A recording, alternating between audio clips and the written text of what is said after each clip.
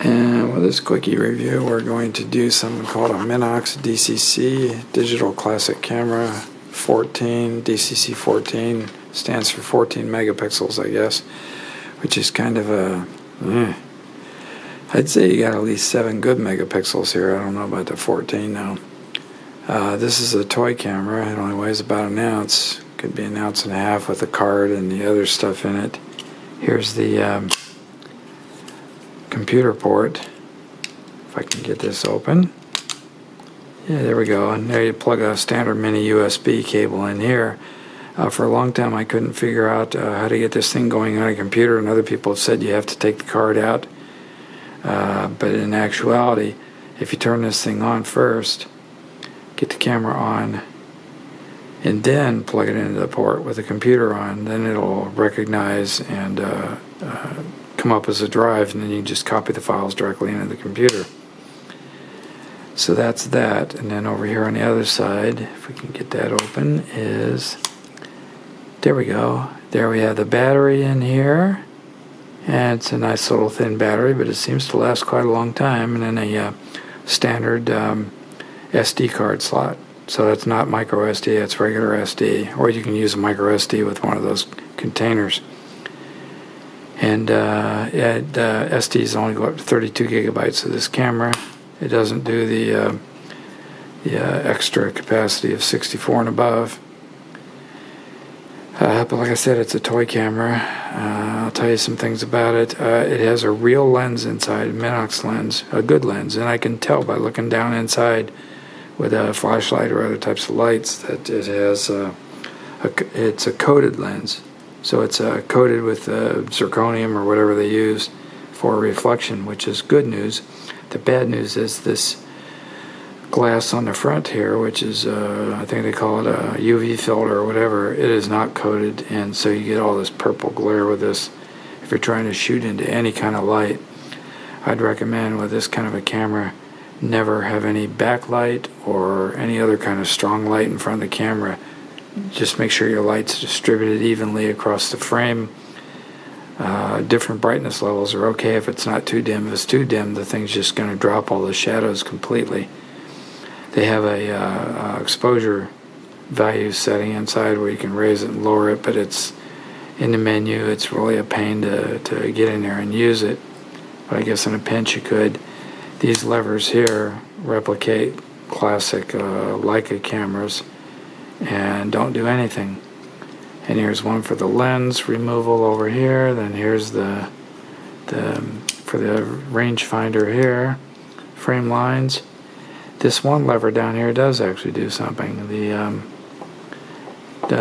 lens has 3 focus settings. There's 1 meter, infinity, and half a meter. And apparently it goes in between. So you can, if you have something that's between a meter and half a meter, you can try to work it out in between there. How to know you're getting something in perfect focus is, I don't know how you could tell because there's no magnification on the screen to facilitate that.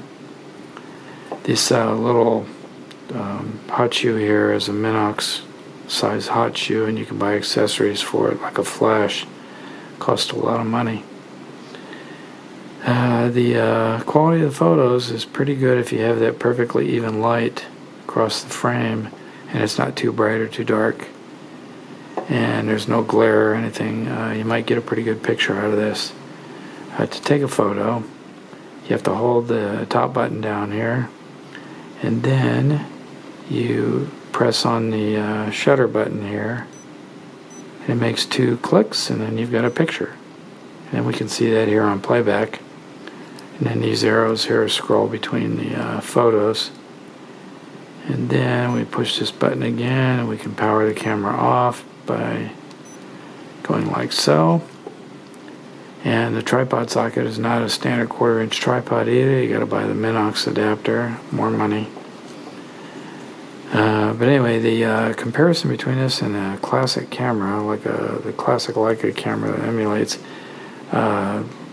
length and width ways, it's about the same, but the thickness is quite a bit thicker, I think, than the shape of a classic camera.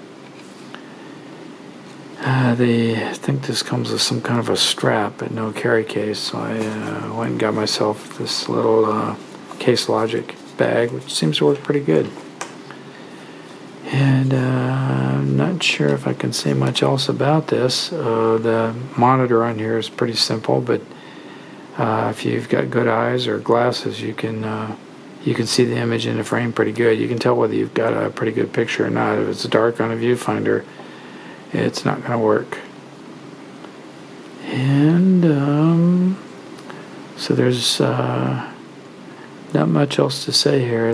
Like I say, the JPEG engine in here is almost non-existent. It really doesn't do hardly anything. So you need to have really perfect light in order to get something that's going to develop good on your computer. If you're going to try to process the JPEGs on your computer, even with good software, you could lose these things because when the shadows are gone or the highlights overexposed, you're kind of done for. But anyway, there's a Minox DCC14, 14 megapixels, and I'd say that if you get a really, really good exposure, you got at least 7 good megapixels there. And maybe we could look at the box here. They give you a really deluxe box of this little toy camera. Let's see if we can get that open here. Yep, here we go. And let's see what we get. We get a AC adapter here for plugging the camera in to charge it, I guess. That's the way I do it. I don't have any way to charge the battery externally. I don't even know if that's possible. Get a little owner's manual here.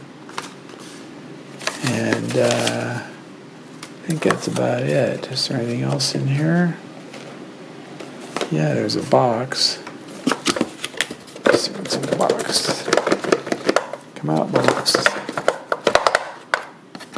Wow. Oh, there we go. Now there's a box. Oh, nice box. It's kind of a hard plastic. Has a little latch on it here. And this is a optical viewfinder, which slides into the Minox hot shoe on here, so you can actually have. Let's see which way it goes here. You actually have an optical viewfinder there for a little Minox. Of course, I never use optical viewfinders because I'm nearsighted and I see perfectly with just looking right over top of my glasses.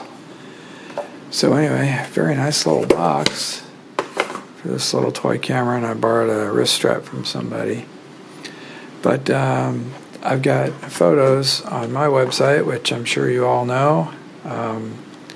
I've got, let's see if we can dial that up here. Photos, and go to dalethorne.com, go to photos, scroll down to Minox, and here we are. Here's all my Minox photos. And a lot of these are actually pretty good, and some of them show some problems where I didn't have perfect exposures. But anyway, there's the Minox DCC14 digital classic camera, and kind of fun to use and everything else, but you really got to work hard at it to get really good pictures. Thank you very much.